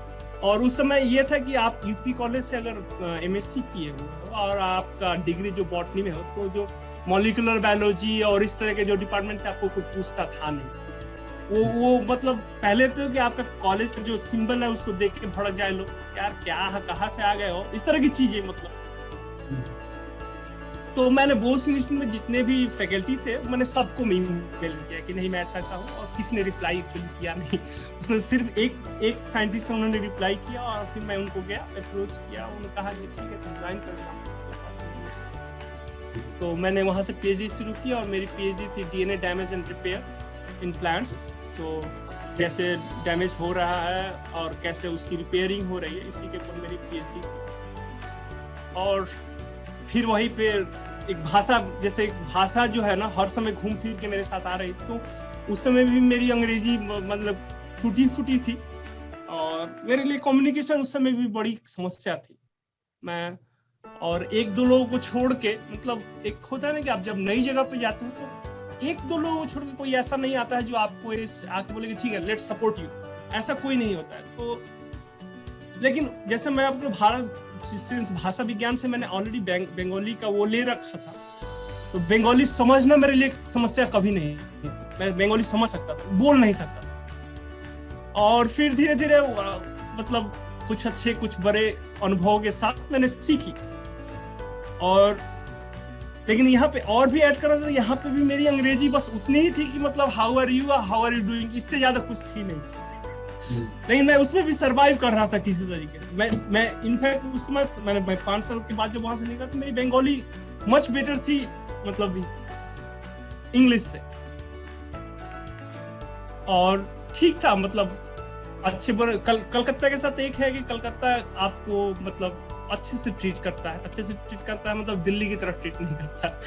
आप जाओगे तो मतलब आप एक इज्जत वाला खाना मिल सकता है आपको, एक इज्जत वाला रहने का घर मिल सकता है, और इस तरह की चीजें थी। मेरे साथ एक और दिक्कत थी कि सिंस मेरा जेआरएफ यूजीसी था, मेरी फेलोशिप की बहुत बड़ी समस्या थी। जैसे 6 महीने 1 साल के बाद मेरा पैसा मिले, और आप समझ सकते हो एक मेट्रो में आपको और इस तरह की चीजें अगर पैसे का वो हो तो बहुत दिक्कत होती थी। लेकिन जो उस समय डायरेक्टर थे उन्होंने कंसिडर किया और कहा कि नहीं हम दे देंगे, फंड जब आएगा तो आप मैनेज कर लेंगे। चल गया 5 साल किसी तरीके से वहां से। गाइड साहब का क्या नाम था? अनुभव ठीक ही रहा मुझे। डॉक्टर दिव्येंद्र नारायण सिंह गुप्ता, तो वो एक्चुअली वो राइस पे काम करते थे, राइस स्ट्रेस पे वो काम करते थे। और फिर मैंने वो डीएनए डैमेज, और उस समय मैंने कुछ और चीजें जैसे कंप्यूटेशनल बायोइन्फॉर्मेटिक्स और इस तरह की चीजें खुद से सीखी। और बाद में चल के पता चला कि अभी आज के डेट में मैं मैक्सिमम वो करता हूँ और वेट लैब मेरा बैलेंस हो जाता है बायोइन्फॉर्मेटिक्स और वेट लैब इस तरह की चीज़। कलकत्ता में और कौन-कौन से रिसर्च इंस्टीट्यूट हैं साइंस के संदर्भ में और खासकर बॉटनी जूलॉजी, कुछ बच्चों के लिए बताना चाहिए? एक्चुअली कोलकाता में जो प्लांट के लिए जो मेन लैब है वो बोस इंस्टीट्यूट है। बोस इंस्टीट्यूट का वहाँ पे काफी अच्छा काम, माने plants related main lab Bose institute है। कुछ कल्टीवेशन ऑफ साइंस में कुछ काम होता है, और तो अगर आप फिजिक्स से हो तो सहाय इंस्टीट्यूट ऑफ न्यूक्लियर फिजिक्स बहुत ही अच्छा इंस्टीट्यूट है। अगर फिजिक्स और मैथ इससे रिलेटेड काम करना चाहते हैं, अगर आप स्टैट के स्टूडेंट्स हैं तो ISI बोल के है, इंडियन इंस्टीट्यूट रिसर्च, नाइसेड है, नाइसेड आप ज्वाइन कर सकते हो, या जादवपुर में आप ज्वाइन कर सकते हो, Jadav SN Bose of fundamental research उस समय, तो वो भी है। एक चीज आपने बहुत ही प्रमुखता से ऑब्जर्व की गई होगी कि साइंस का जो कल्चर हमारे यूपी और बिहार को भी हम जोड़ सकते हैं, और जब आप कोलकाता में जाते हैं साइंस के प्रति लगाव या करने का तरीका जो आप देखते हैं वो आपको बहुत अंतर नजर आया होगा। कार्य करने की पद्धति का तरीका ही आपको एकदम अलग नजर आया होगा। तो कुछ उसके बारे में बताइए कि आखिर क्यों बंगाल के बच्चे साइंस में इतना अच्छा कर ले जाते हैं। कहीं भी आप चले जाइए बंगाल के लोग तो एकदम प्रमुखता से साइंस में पढ़े हैं। ये भी एक इत्तेफाक ही है कि जितने भी नोबेल पुरस्कार इस देश को मिले हैं उन सबका कनेक्शन कोलकाता से है ही। जी। सो मैं यहाँ पे एक सत्य घटना आपको बोलूँ। एक हमारा जूनियर था, जूनियर नहीं कल ही बोल सकता हूँ, 2-4 महीने आगे पीछे हम लोग ज्वाइन किए थे ई लैब। तो उसकी जब शादी होने वाली थी तो जब ससुर जी के पास गया और प्रपोजल किया तो उनका कहता मुझे शादी से कोई प्रॉब्लम नहीं है, लेकिन तुमको PhD करनी होगी। तो आप समझ सकते हो कि आप मतलब हमारे यहाँ जैसे मैं उत्तर प्रदेश की बात करूँ तो लोग शादियां इस बात पे कट जाती है या हो जाती है कि आप दहेज कितना दे रहे हैं। लेकिन आप मुझे नहीं लगता कि उत्तर प्रदेश में कोई कंडीशन ऐसा, कोई बिरला अगर कोई होगा तो होगा जहां पे आपको यार तुम अगर PhD करोगे तो तुम्हारा मतलब शादी होगी, नहीं तो नहीं होगी। हमारे यहाँ कुंडली, जात, गोत्र और बहुत सारी चीजें मैच होती है, लेकिन PhD एक क्राइटेरिया हो सकती है, ऐसा नहीं होगा। तो बंगाल में अभी भी वो कल्चर है कि जैसे मतलब अभी भी लोग, आप जब एकेडमिक्स में हो तो आपका सम्मान ज्यादा है। मतलब कोई भी एकेडमिक्स, आप अगर टीचर्स हो या इस तरह की साइंटिस्ट हो तो लोग अभी भी गुरुत्व देते हैं। जैसे और एक और चीज जो स्पेशल बनाती थी उस समय, मैं उस समय इसलिए बार बार बोल रहा हूँ क्योंकि 5 या 10 साल का गैप बहुत बड़ा गैप होता है, पूरे समाज का जो प्रोस्पेक्टिव है बदल जाता है। तो इसलिए मैं जो भी बोल रहा हूँ अपने उस समय की बात कर रहा हूँ, मैं अभी के नहीं। तो मैं जैसे बोलूं, मेरा जो प्रोफेसर थे तो वो आधा घंटे या 40-1 घंटा लगता था, वो बस से आते थे माने, और पूरे इंस्टीट्यूट में जिस कैंपस में था 1 या 2 साइंटिस्ट को छोड़ के सभी लोग बस से आते थे, या मैंने पब्लिक जो भी साधन थे उससे आते थे। तो बंगाल मेरे लिए और एक स्पेशल कारण ये रहा है कि वो बंगाल में दिखाने की जो, जैसे हमारे यहाँ होता है PhD स्टूडेंट भी है तो मतलब आप समझ रहे हो, मतलब वो बाइक और इस तरह की चीजें हैं। आप फैकल्टी की तो छोड़ ही दीजिए, मतलब वो कैसे आएगा कैसे नहीं, लेकिन एक मिनिमम जो है वो अपने हमारे यहाँ दिखाने की जो कल्चर है उस समय बंगाल में मैं जो भी लिमिटेड मेरा एक्सपोजर था वो बिल्कुल ही नहीं था। मेरा बॉस जो है वो अभी भी वो मतलब उस समय 60 के आसपास रहे होंगे, वो बस से ही आते थे। बाद में जाके उन्होंने एक गाड़ी ली क्योंकि उनकी तबीयत और इस तरह की चीजें खराब होना शुरू हो गई। तब तो ये सीखने वाली चीज थी मेरे लिए। मतलब आप अगर एफोर्ड जैसे होता है ना, त्याग हम कब कर रहे हैं, त्याग मैं उसको नहीं बोलता हूँ कि यार मेरे पास नहीं है, मेरे पास BMW नहीं है इसलिए मैंने त्याग दिया है BMW, ऐसा नहीं है। मेरे पास क्षमता है BMW की, लेकिन मैं कोई छोटा या ऐसा अगर, तो उसको मैं बोलूंगा कि नहीं यार मतलब त्याग रहा है। तो जितने फैकल्टी मेंबर्स थे उनके पास क्षमता थी कि वो कोई भी गाड़ी खरीद सकते, क्योंकि एक सेंट्रल गवर्नमेंट की एम्प्लॉय की जो सैलरी है वो मतलब काफी है। लेकिन मेरे लिए सीखने वाली बात थी कि आपके पास सब कुछ होते हुए जो दिखाने का कल्चर, हमारे यहाँ मैं अभी भी जाता हूँ गाँव में और जिससे भी इंटरेक्ट करता हूँ, आप जब मिलेंगे आपसे तो उनको लगता है कुछ जो दिखा रहे हैं, मतलब दिखाने का कल्चर हमारे यहाँ बहुत ही है, जो मेरे लिए थोड़ा कभी कभी काफी तकलीफ होती है मैं जब, और एक होता है ना कि आप जहाँ से बड़े होते हो, आप जानते हो सबको, वो अगर कुछ एक्स्ट्रा करेगा तो आपकी आंखों को लगेगा, क्योंकि आप तो नए हो नहीं वहां पे, मतलब आप जा रहे हो, आप माने एक मेहमान की तरह जा रहे हो, लेकिन आप जानते हो चीजों को। तो जो कोलकाता का कल्चर था वो स्पेशल इसलिए था कि मतलब वहां पे दिखाने का कल्चर बहुत ही कम था, आपको पता भी नहीं चलेगा कि बगल में जो बंदा मतलब पंजाबी पहन के और चाय पी रहा है वो करोड़ों की संपत्ति है उसके पास, लेकिन आपके साथ ऐसे बात करेगी यार, मतलब आपको मतलब लगेगा ही नहीं। तो वो स्पेशल था, मैंने मेरे लिए स्पेशल था और सीखने वाली बात थी। तो कॉलेज स्ट्रीट में जब चलिए तो एक अलग ही एहसास होता है, शायद ही कोई एकेडमिक बुक ऐसी होगी जो आपको सेकंड हैंड में वहां ना मिल सके। सब कुछ मैं तो अभी भी गया था, मैं पिछली बार गया था तो मुझे मैथिली सरल गुप्त को पढ़ना था, तो मैं अब तो कुछ हिंदी ई बुक्स मतलब आप पायरेटेड और इस तरह स्कैन मिल जाती है, तो उस समय कुछ भी था नहीं, मिलता नहीं हिंदी की किताबें। मैं कॉलेज में गया, कम से कम 10 या 12 किताबें मैंने मैथिली सरल गुप्त की। अब मतलब कोलकाता में हिंदी किताब कोई पूछता है नहीं एक्चुअली, तब भी आपको मिल जाएगी कॉलेज स्ट्रीट में, आपको मुझे लगता है हर भाषा की किताब को अगर आप खोजना चाहो तो आप मिल सकती है।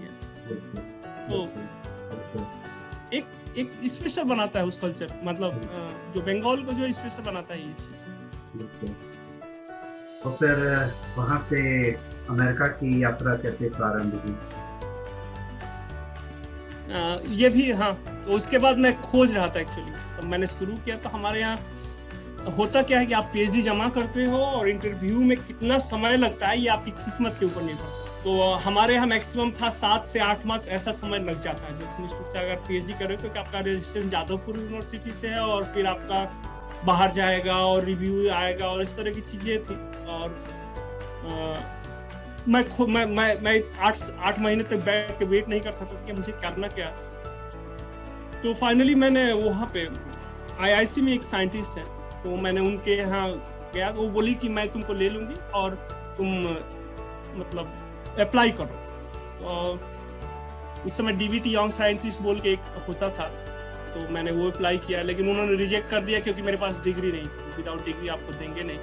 फिर भी उन्होंने कहा कि मैं फिर भी तुमको ले लूंगी, तुम ज्वाइन कर सकते हो। इन द मीन टाइम हमारे एक सीनियर थे डॉक्टर वर्णाभुपात्र, तो उनके साथ संपर्क हुआ और वो बोला कि यार मेरे लैब में एक यहाँ पे पोजीशन है, अगर तुम सुख हो तो तुम ज्वाइन कर सकते हो। तो उसी समय मुझे मैंने आईआईसी में जर्मनी से एक लैब थी और फिर यहाँ पे एक ये मेरे जो सीनियर थे वो, तो मैंने इनको चूज किया। मैं सब समय सेफ जोन में रहना, सेफ जोन के साथ कुछ समस्याएं हैं और मैंने कुछ एडवांटेज और डिसएडवांटेज दोनों है, तो मैं सेफ जोन को सब समय चूज करते करते अब फाइनली मैंने यहाँ पे ज्वाइन किया और पिछले 10-11 साल हो गए। केंटकी और केएफसी जो कि अब भारत में बड़ा प्रचलित है, कुछ उसके बारे में बताइए। मैं जब आया था तो 1 या 2 साल के बाद हम लोगों ने वहाँ पे टूर भी किया था, जहाँ पे केएफसी पहली बार जब जो थे कर्नल जो शुरू किए थे, ओरिजिनल स्टोर अभी भी वहाँ पे चल रहा है और वहाँ पे एक थोड़ा सा म्यूजियम और इस तरह की चीजें उन्होंने बना के रखी है। तो केएफसी की स्टोरी बेसिकली सब लोग जानते हैं और बेसिकली बहुत सीखने की बात है कि आप जिंदगी में कभी रिटायर नहीं होते, कभी भी रिटायर नहीं होते। और जिंदगी एक बहुत ही अच्छी डॉक्यूमेंट्री है, मुझे लगता है अगर यूट्यूब पे अवेलेबल हो तो आप कोई भी देख सकता है। तो वो है the food who build America, the food who build America. उसमें वो जितने भी जो ब्रांड है यहाँ पे, जैसे मैकडोनल्ड है या केएफसी है और जो भी है हर्ष से चॉकलेट या केलॉग्स, तो इस तरह की चीजें जैसे केएफसी बनाने में कर्नल को क्या नहीं करना पड़ा, मैंने वो डॉक्यूमेंट्री देखने लायक है। जैसे आप सीख सकते हो कि जिंदगी में अगर आप चाह रहे हो तो आप कभी रिटायर नहीं हो सकते हो और सफलता का कोई पैमाना नहीं है, कोई उम्र नहीं। आप मतलब आप 70 साल 75 साल में भी सक्सेसफुल हो सकते हो अगर आप लगे रहो। तो फिर वो कैसे, उसमें एक बहुत अच्छा लगता है कि वो जब ऑलमोस्ट सक्सेसफुल हो चुके हैं, मतलब उनकी दुकान चल रही है और लोग खरीद रहे हैं, और होता क्या है कि ये ऐसे सड़क जा रही है, यहाँ पे उनकी दुकान है, और फिर होता है क्या, उस समय अमेरिका बहुत तेजी से वहाँ पे इंफ्रास्ट्रक्चर डेवलप हो रहा है, जैसे सड़कें बन रही है और इस तरह की चीजें। होता क्या है कि उनके जो दुकान है वहां से पूरी सड़क उठ जाती है और बहुत दूर चली जाती है। तब होता क्या है कि अगर हाईवे के पास से आपकी दुकान है तो कौन आपके पास खरीदने आएगा? तो फिर कैसे उनका पूरी शिफ्टिंग होती है। तो एक मतलब होता है ना कि आप पीएचडी कर लिए हो या आप एक नौकरी मिल गई है आपके, उसके बाद ही आपका संघर्ष खत्म नहीं होता। अगर आपकी इच्छा है तो फिर उनकी पूरा जो बिजनेस प्लान माने वर्षों की सफलता के बाद डेवलप हो तो वो भी खत्म हो जाता है। फिर जाके नए जगह से नए तरीके से शुरू कर। और मैं केंटकी में हूँ और यहाँ पे केएफसी बहुत बड़ा ब्रांड नेम नहीं है। यहाँ पे केएफसी की तुलना में और चीजें लोग और ज्यादा खाते हैं। लेकिन मैं जब भी भारत में जाता हूँ और देखता हूँ कि लोग कैसे पागलों की तरह दौड़ रहे हैं, तो मुझे कभी कभी हंसी भी आती है कि मतलब जो चीजें होता है ना, जैसे बुद्धिज्म, आप जैसे सारनाथ जो है जितना स्पेशल बाहर के लोगों के लिए है, मुझे नहीं लगता बनारसियों के लिए उतना स्पेशल है, क्योंकि एक होता है ना घर की मुर्गी दाल बराबर। तो ऐसी चीजें हैं। तो अब आपका काफी समय वहाँ पर अमेरिका में भी बीत चुका है, तो कहाँ और जाने का मौका मिला मेरे तक? तो डिज्नीलैंड में गया था, मैं डीसी में गया था। डीसी में वाशिंगटन डीसी में अगर कोई जाना चाहे, वहाँ पे बहुत अच्छी म्यूजियम्स हैं। मतलब एक म्यूजियम में आप मतलब सारा दिन, स्मिथसोनियन म्यूजियम्स उसको बोलते हैं, तो आप देखोगे कि सारा दिन अगर एक ही म्यूजियम में आप फिर मतलब खत्म नहीं होती है वो चीजें। तो डीसी मेरे लिए बहुत ही स्पेशल मोमेंट था, क्योंकि आप जाओगे नेचुरल हिस्ट्री और इस तरह की चीजें जो कहीं पे भी आपको नहीं मिलेंगी। इनफैक्ट कुछ डायमंड्स ये भी ऐसे भी थे जो इंडिया से आए हुए थे। और मैं हवाई गया। हवाई एक्चुअली प्लांट बायोलॉजी की मीटिंग थी, तो वहां पे जाने का अवसर मिला। कैलिफोर्निया लास्ट टाइम गया था। तो यूएस जैसे होता है सर कि यूएस में कुछ चीजें, यूएस को क्या चीज, मैं जब भी कहीं पे जाता हूँ तो मेरा पर्सपेक्टिव होता है कि यहाँ की चीज क्या स्पेशल बनाती है। जैसे हम कोई भी समाज या कोई भी कल्चर में जा रहे हैं, तो क्या इसमें है जिससे आप मतलब जो औरों की तुलना में जिससे बेहतर बनाती है। जैसे मैं बंगाल के बारे में आपको, यूएस में कुछ चीजें हैं जो इसको मतलब, जैसे यहाँ पे जितने भी मैं फैकल्टी मेंबर मेरे दोस्त इंस्टीट्यूट में थे, तो आप उनसे बात करोगे तो वो बस ये बात करते कहाँ घूमने गए, क्या खाए और इस तरह की चीजें। लेकिन एक चीज मुझे बहुत ही सीखने लिए, वो है वर्क कल्चर, जो कि यूनिक है, जिसके बारे में मैंने बॉलीवुड में कोई सिनेमा बनाए तो बेहतर होगा, लेकिन बॉलीवुड वाले किस टॉपिक पे सिनेमा बनाते हैं सबको जानते हैं। मतलब वो अमेरिका का मतलब क्या इमेज देना चाहते हैं वो सबको मालूम है, लेकिन यहाँ पे जो वर्क कल्चर है वो यूनिक है। जैसे मैं आपको एग्जांपल, जो हमारे बिल्डिंग में जो जेनिटर है, जो सफाई का काम जो करते हैं, यहाँ पे पूरे बिल्डिंग में मुझको लगता है 50 घर होंगे और मुझको लगता है 15-20 टॉयलेट और इस तरह की चीजें होती है। आप एक स्पॉट नहीं मिलेगा आपको। वो 5 बजे 6 बजे के आसपास आते हैं, उनको कोई सुपरवाइज करने वाला नहीं है। मतलब काम कर रहे हो कि नहीं कर रहे हो, कोई सुपरवाइज नहीं करने वाला। लेकिन कोई स्पॉट भी मतलब कोई हाथ नहीं दिखा सकते यार ये काम तुम नहीं किए। जैसे एक साइंटिस्ट है तो उसका जो काम है, कोई भी मैं किसी भी स्तर की बात कर रहा हूँ, जिसका जो काम है, जो भी काम है, तो आप मतलब हमारे यहाँ होता है ना कि हमारा एक एम्प्लॉय है, फिर उसका सुपरवाइजर, फिर उसका सुपरवाइजर, फिर सुपर माने सुपरवाइजर कल्चर जो है हमारे यहाँ इतना ज्यादा है।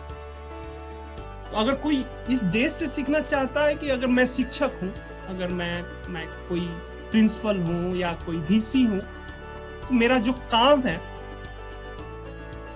उसको किसी के सुपरवाइजर की जरूरत है। मैं आऊंगा और अपना काम करूंगा और घर चला जाऊंगा। तो ये चीज सीखने बात। दूसरी जो एक सीखने वाली है, जैसे हमारे यहाँ हम हर चीज को एक राजनीतिक विषय बना देते हैं। किसी भी चीज को आप देखो, किसी भी एक वीसी का अपॉइंटमेंट भी होना है तो वो एक पॉलिटिकल इश्यू है, जबकि वो एक एकेडमिक इश्यू होना चाहिए। जैसे जहाँ पे मैं काम कर रहा हूँ वो 20 शहर में था, और जब बना था तो होता है ना धीरे धीरे चीजें एक्सपैंड करती हैं। जैसे बीएचयू है, और बीएचयू आज अगर एक्सपैंड करना चाहे तो उसको मिर्जापुर में कहीं जाना पड़ेगा। मतलब अब बनारस माने किसी के बस का नहीं है कि जो आसपास के जो एरिया है उसको खाली करवा के आप वहां पे एक्सपैंड कर सकते हो, संभव ही नहीं है। लेकिन आप तो कैंपस उठा के बाहर नहीं ले, आप देखेंगे कि बिना किसी इश्यू के, बिना किसी धरने के, बिना किसी प्रोटेस्ट के धीरे धीरे लोग जमीन खाली कर रहे हैं, यूनिवर्सिटी एक्सपैंड कर रही है। तो एक ये सीखने वाली बात है कि आप मतलब आप कैसे सोशली कंट्रीब्यूट कर रहे हैं विदाउट एनी फॉस। मतलब कोई ऐसा नहीं कि यार हमारे यहाँ होता है ना कि हम कोई भी चीज, जैसे मैं अपने गांव का मैंने उदाहरण दूं, मेरे गांव में खड़ंजा सबको चाहिए, जल निकास की व्यवस्था सबको चाहिए, लेकिन कोई भी अपने घर की तरफ से नहीं देगा। तो प्रधान कहाँ पे बनवाएगा, माने आकाश में तो बनवाएगा नहीं।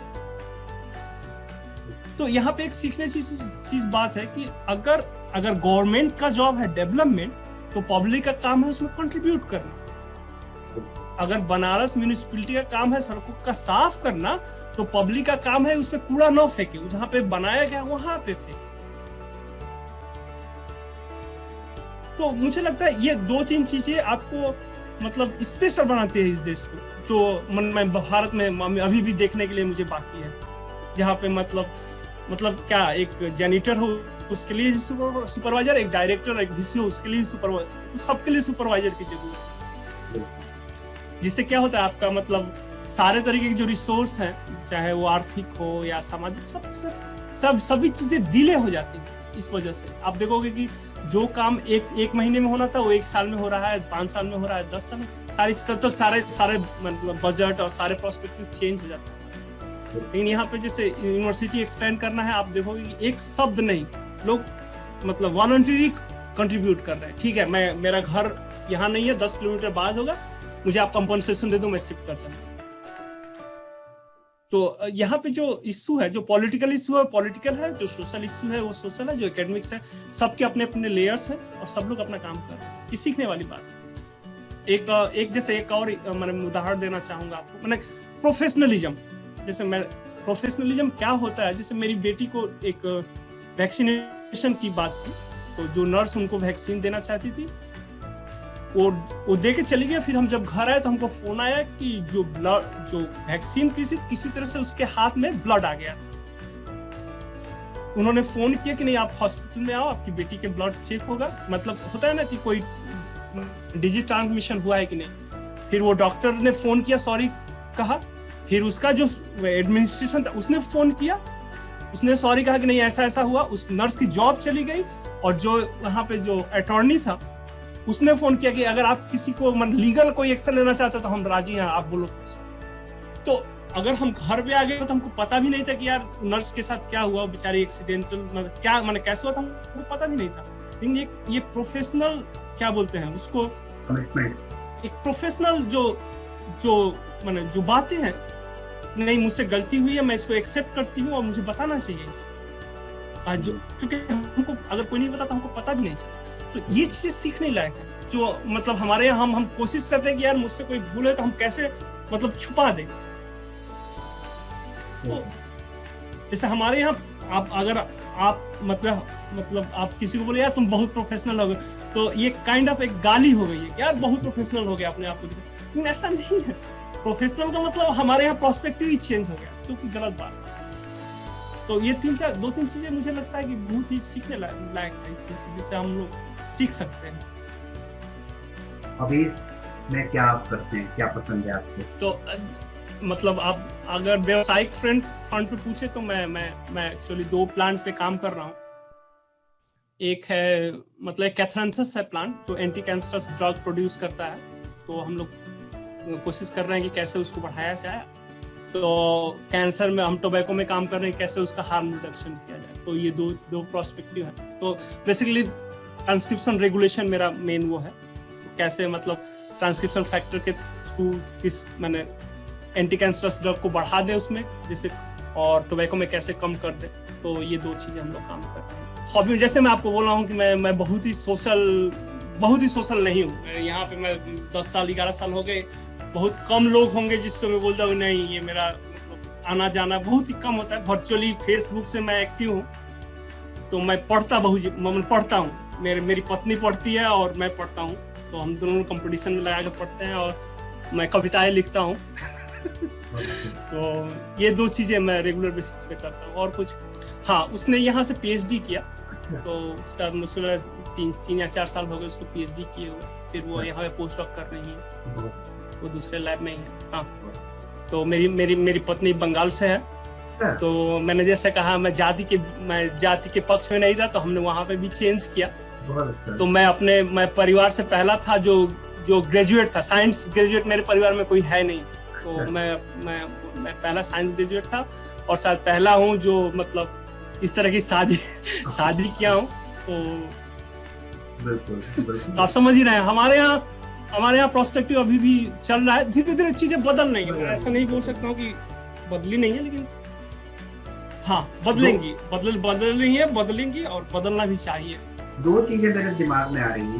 पहला ये कि वो बच्चा जो भोजपुरी ही बोलता था, उसने पहले हिंदी बोलना सीखा, फिर वो हिंदी बोलते बोलते ऐसी हिंदी बोलना चालू किया जो हिंदी कम बंगाली ज्यादा लगती है। ऐसा कैसे हो पाए?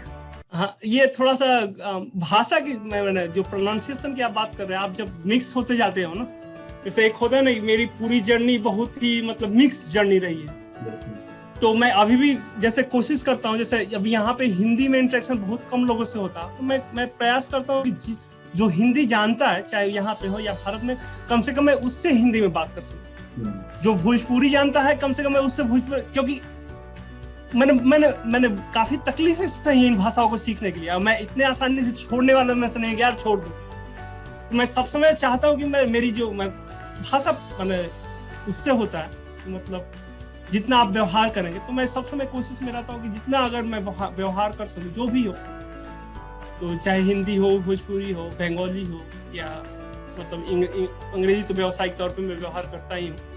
तो इस तरह की चीज, तो इसलिए मेरा जो मतलब एक्सेंट है वो अब कोई खास तरीके का एक्सेंट नहीं है।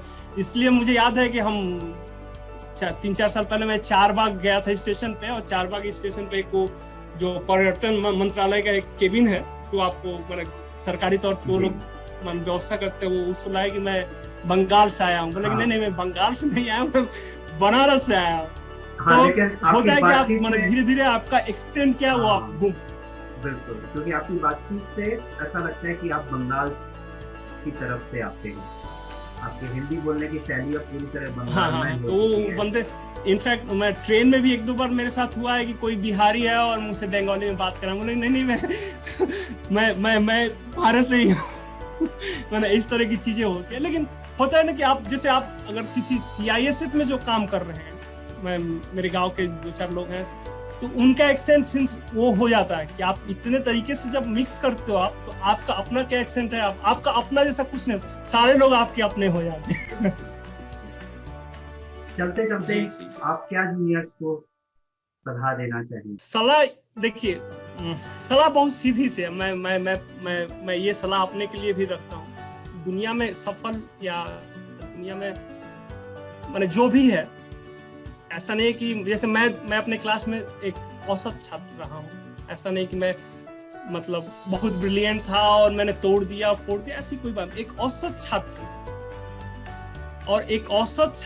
और एक सफल छात्र में बस माने भाग्य को अगर मैं छोड़ दूं, भाग्य तो आपके हाथ में नहीं है, एक चीज जो है आपको अलग बनाती है, वो है आपका सतत प्रयास, परसिवरेंस जो है ना, वो सब माने जो परसिवरेंस नहीं किया उसके माने वो, जैसे लोग बोलते हैं जिसने बल्ब का आविष्कार किया, वो हजारों बार फेल होकर बल्ब तक पहुंचा।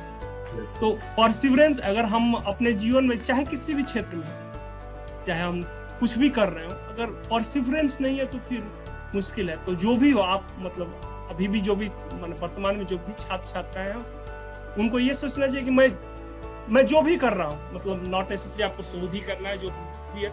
मैं अपनी धर्मपत्नी को भी बोलता हूँ कि अगर मैं अपनी जिंदगी में समोसे भी बनाया होता तो मैं कोशिश करता तो मेरे उस गली में मेरे समोसे बेहतर। तो आप जीवन में जो भी कर रहे हो, एटलीस्ट जहाँ पे भी हो, आप कोशिश करो कि बेहतर हो, मतलब सतत प्रयास उसके लिए आप जारी रखिए। बहुत अच्छी बात आप बता रहे हैं संजय जी, आपने हमें समय दिया, बहुत खुशी होती है। आप हमारे कॉलेज के पूर्व छात्र हैं, इतने दूर आप बैठे हुए हैं मेरे लिए, जबकि रात का अब 11 बजने को करीब आ रहा है, और आपके लिए भी दोपहर हो रही होगी। हमारे यहाँ 1 बजने वाले हैं। हाँ, तो आपने यही हमें वजह से। बहुत समय दिया और मुझे लगता है कि आपकी बातों से बच्चों को बहुत प्रेरणा मिलेगी और वो आपसे संपर्क बनाए रखेंगे और आप लोग की तरफ से भी बिल्कुल वही बिल्कुल। अगर एक मैं किसी भी तरीके से किसी को अगर सहायता कर सकूं तो ये मेरी खुशी होगी। बिल्कुल। तो मैं इसी बात से इस एपिसोड को खत्म करने की इजाजत लेता हूँ। आप खूब आगे बढ़ें, निरंतर आप को सफलताएं मिलें, प्रणाम सर। समृद्धि मिले, उसी के साथ मैं इस बात को खत्म करता हूँ। नमस्ते।